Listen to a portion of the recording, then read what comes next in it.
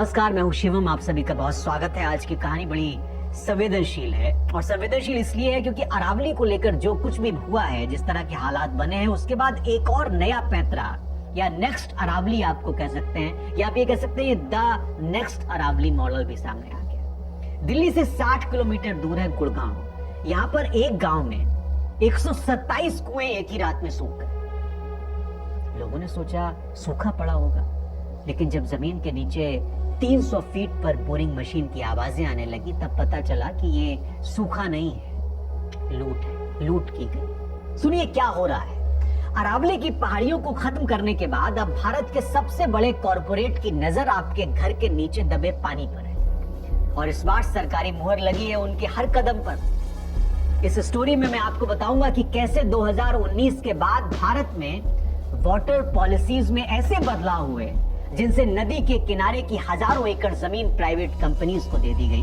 कैसे आपके शहर का ग्राउंड वाटर लेवल हर साल 3 मीटर गिर रहा है, लेकिन कॉर्पोरेट टावर्स के लिए अनलिमिटेड पानी मिल रहा है। ये जल चोरी, और ये सिर्फ एक शहर की कहानी नहीं है, ये पूरे भारत का भविष्य है। मैं आपको बताऊंगा कि कैसे ये बड़ी डरावनी कहानी है। पहला सवाल, पानी पर किसका हक है?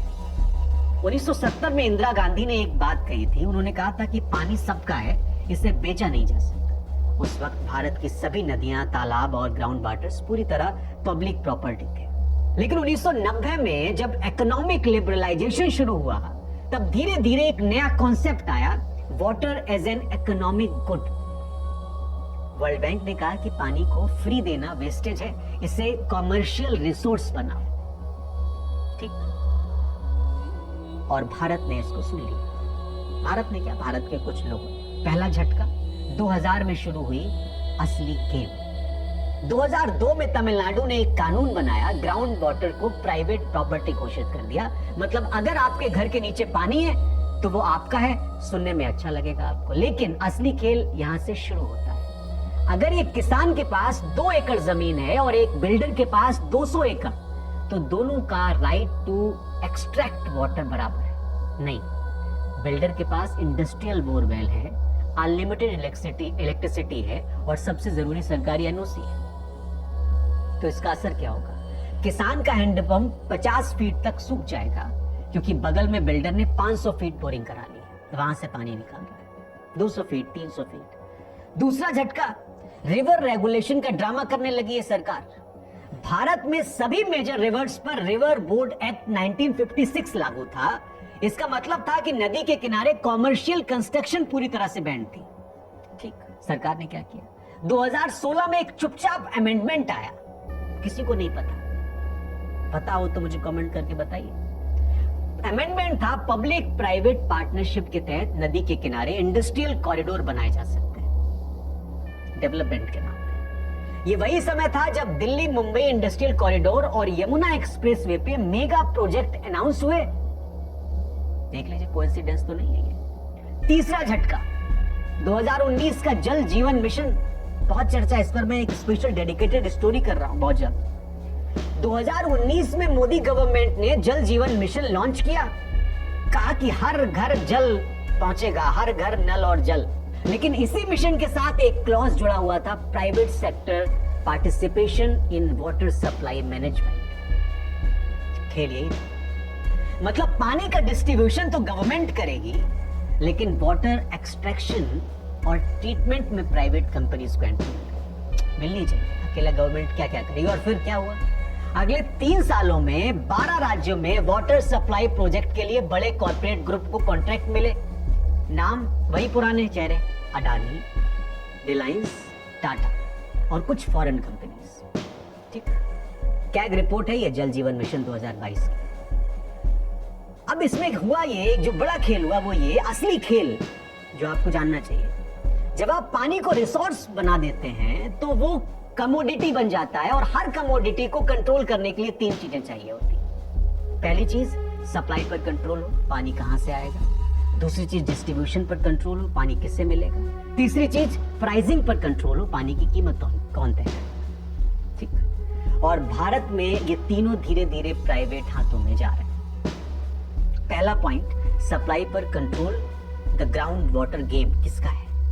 भारत का 60% पानी ग्राउंड वाटर से आता है, 60%। अब आप देखिए कि हो क्या रहा है 60% का खेल। गुरुग्राम, डीएलएफ और दूसरे जो बिल्डर्स हैं उन्होंने 2015 से 23 के बीच 40,000 से ज्यादा बोरवेल डाले और रिजल्ट क्या हुआ, वाटर लेवल जो था वो 300 फीट से गिरकर 800 फीट तक पहुंच गया कुछ जगहों। बेंगलुरु में आईटी कॉरिडोर्स के पास ग्राउंड वाटर एक्सट्रैक्शन इतना हो रहा है, इतना हो गई कि आसपास के 200 लेक सूख गए, लेकिन कॉर्पोरेट ऑफिस में स्विमिंग पूल भरे हुए। ये सब सरकारी रिपोर्ट्स बता रहा हूं मैं। मुंबई कोस्टल रोड प्रोजेक्ट के लिए जो रिक्लेमिनेशन हुई उससे कोस्टल एक्विफायर में सॉल्ट वाटर घुस गया। अब लाखों लोगों का पीने का पानी खारा हो। यह भी सरकारी रिपोर्ट है। ये तीनों शहर एक कॉमन पैटर्न फॉलो करते हैं, जहां मेगा प्रोजेक्ट आए वहां पानी को अवेलेबिलिटी, उनकी उस पानी की अवेलेबिलिटी कम हो गई। पॉइंट 2, डिस्ट्रीब्यूशन पर कंट्रोल, द टैंकर माफिया।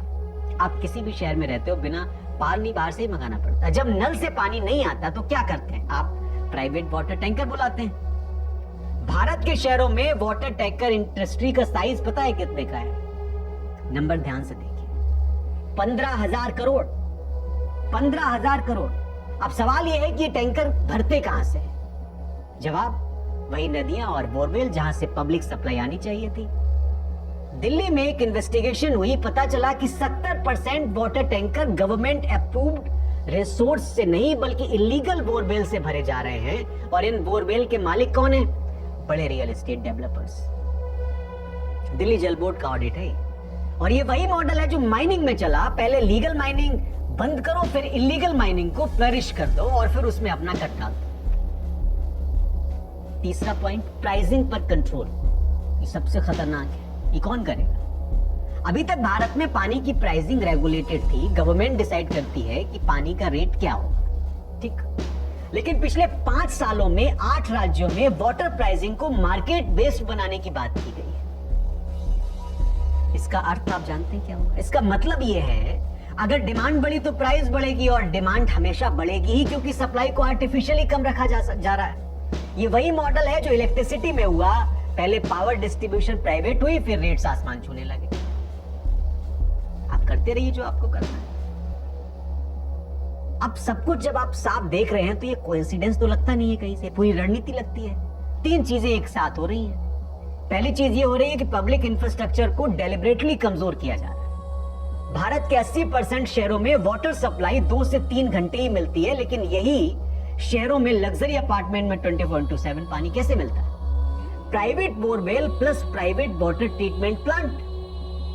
ये ministry of housing and urban का सर्वे है 2022 का। गवर्नमेंट का वाटर इंफ्रास्ट्रक्चर इतना कमजोर है कि लोगों को मजबूरी में प्राइवेट सॉल्यूशन पर डिपेंड होना पड़ रहा है। दूसरा, लॉ को सिस्टमेटिकली बदला जा रहा है, किसी को पता ही नहीं चलता, कोई जानना ही नहीं चाह रहा है इसको। 2019 के बाद से 6 राज्यों ने अपने ग्राउंड वाटर लॉ में अमेंडमेंट किया है। सभी में एक कॉमन पॉइंट है, प्राइवेट सेक्टर को एक्सट्रैक्शन राइट देना। दीजिए, किसने रोका है? पहले नदी के 500 मीटर के अंदर कंस्ट्रक्शन बैंड थी, अब ये लिमिट घटाकर 100 मीटर कर दी गई। किसके लिए? प्राइवेट प्लेयर्स के लिए। प्राइवेट प्लेयर कौन है? आधे तो नेताओं के ही लोग होते हैं। कॉर्पोरेट एक्सपेंशन का पैटर्न आप देखिए, ये आपके लिए जानना बहुत जरूरी है। अडानी ग्रुप ने पिछले 5 सालों में 7 शहरों में वाटर डिस्ट्रीब्यूशन प्रोजेक्ट लगाए हैं। रिलायंस ने जामनगर में अपने लिए एक प्राइवेट एक प्लांट बनाया है, capacity 70 million litre per day की है। पूरे शहर को इतना पानी नहीं मिलता है। टाटा ने water ATM franchise model launch किया है, 20 लीटर पानी के लिए 5 रुपए, ठीक। ये सारे कंपनियों का खेल है। अब ये सब रैंडमली नहीं हो रहा है, ये केयरफुली डिजाइन्ड मॉडल है। मोदी मॉडल, गुजरात मॉडल, ये भी एक मॉडल है। पहला स्टेप क्या है कि पब्लिक वाटर इंफ्रास्ट्रक्चर को निग्लेक्ट करो, लोग परेशान हो जाएंगे। दूसरा स्टेप है प्राइवेट कंपनीज को एक्सट्रैक्शन राइट दे दो तो वो ग्राउंड वाटर खाली करें। तीसरा स्टेप है कि वाटर की किल्लत क्रिएट करो, डिमांड बढ़ने लगे। चौथा स्टेप है कि आप प्राइवेट कंपनीज को डिस्ट्रीब्यूशन का कॉन्ट्रैक्ट, मोनोपोली बन जाएगी। 5वां स्टेप है कि प्राइस बढ़ाओ, इन्फिनाइट प्रॉफिट कमाओ। ये वही मॉडल है जो टेलीकॉम में, इलेक्ट्रिसिटी में और अब पानी में।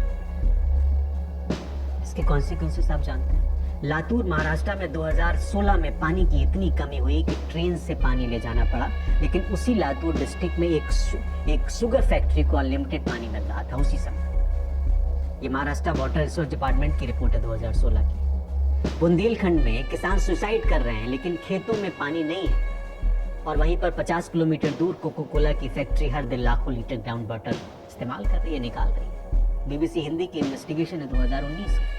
और ये सिर्फ पॉलिसी फेलियर नहीं है, ये डेलिबरेटली किया जा रहा है, जानबूझकर किया जा रहा है। ये आपको समझना चाहिए। भारत में पानी को सिस्टमेटिकली प्राइवेटाइज किया गया, पहले लॉ बदले गए, फिर पब्लिक इंफ्रास्ट्रक्चर को कमजोर किया गया, और अब कॉर्पोरेट ग्रुप को इसको पानी निकालने के लिए पूरा डिस्ट्रीब्यूशन दे दिया गया, उनको कंट्रोल दे दिया गया। आप करिए जैसे मना रहा आपको कर रही है। अरावली में पहाड़ गायब हुए, अब आपके शहर का पानी गायब हो रहा है।